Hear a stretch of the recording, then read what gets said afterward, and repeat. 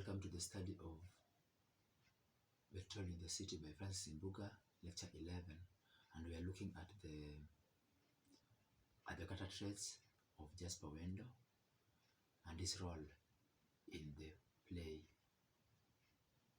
Betrayal in the City. So another trait of Jasper is sarcastic. When asked by Tumbo what achievement he is going to highlight in the play meant for entertaining the visiting head of state, he says, the number of expatriate professionals had steadily increased over the year, signifying the full extent of our potential progress. Page 48. On the issue of name changing, he says, but there's nothing wrong in that. Changing names is in an item number 3 in the new development plan, isn't it?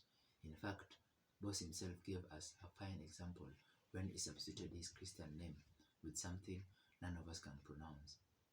After being told by Tumbo that he has won the non-existent play writing competition, he remarked that out of 10 plays submitted, his came first, and that the other entries have of course been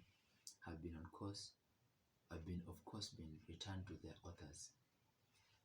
Jasper is also outspoken, candid, and open. Jasper speaks his mind when he finds his parents at the graveside. He openly confesses having killed someone. Nina thinks he is drunk, and only to find out later that he actually killed Chagaga. When asked by Tumbo how much beer he drinks, he retorts that it is as much as he, Tumbo, drank off the pocket money he got during his university days. He talks to the president candidly as he gives him a summary of his play. He is not afraid to reveal to him that he has written the play.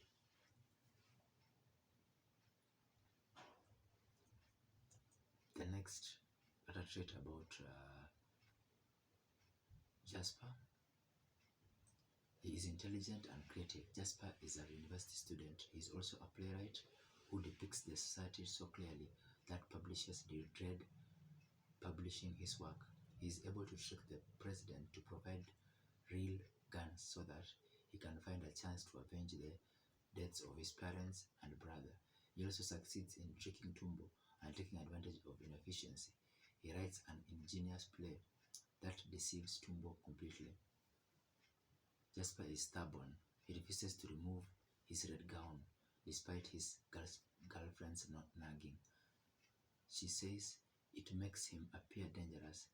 Students are always treated suspiciously whenever they put them on, but is ready to face the consequences. He is unapologetic to Tumbo for wearing it. The role of Jasper. Number 1 is the major events in the play revolve around him as one of the major characters in the play. His experiences expose the boss regime. His brother Adika is brutally murdered during a student's demonstration. He is arrested when he revenges his brother's killings and is released in exchange for his parents' murder. His unstable state of mind points to an individual who has undergone both physical and emotional trauma. He highlights the themes of suffering, disillusionment, betrayal, and self-sacrifice. The writer has used Jasper to highlight aspects of style such as play within a play and satire. The next character is Mulili. Mulili is an ex-soldier and now a farmer. He is cousin to Boss and he is a member of the Visitors Retirement Committee. First character is that he is unfeeling, inhuman, and callous. He makes fun of Dogger and Nina's sorrow due to the loss of their son and forbids them to carry out the shaving ceremony at the graveside. Even when Nina threatens to strip naked in protest, a traditional curse, really asks, how many naked bodies have I seen? And I'm still Mulili with my 2 eyes natural. He is sensitive. He is sensitive to Dogger's feelings. That Dogger finally tells him, may you die the way Adika did. He has Doga, Nina, and Kabito killed in cold blood.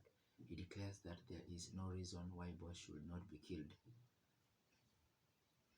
Next is disrespectful. He shows disrespect for the older couple, Doga and Nina, when he dares Nina to go ahead and strip naked after she had threatened to do so. He says he has seen many naked bodies and is still Mulili with two eyes, unnatural.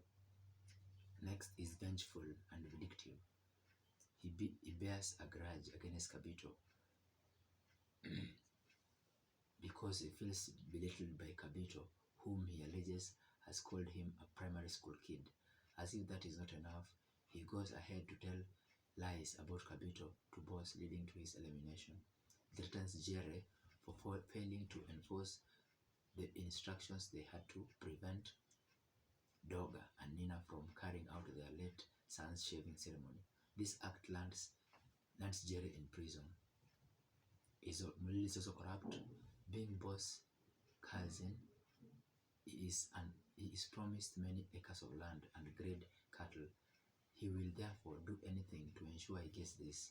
When the tender for the supply of milk to the university is awarded to somebody else, Kabito, Mulili reports to boss, who revokes it and gives it to him. Mulili goes on to have Kabito killed after lying to boss that Kabito had maligned his name. So that is the end of our lecture for today. See you in the next lecture, lecture 12.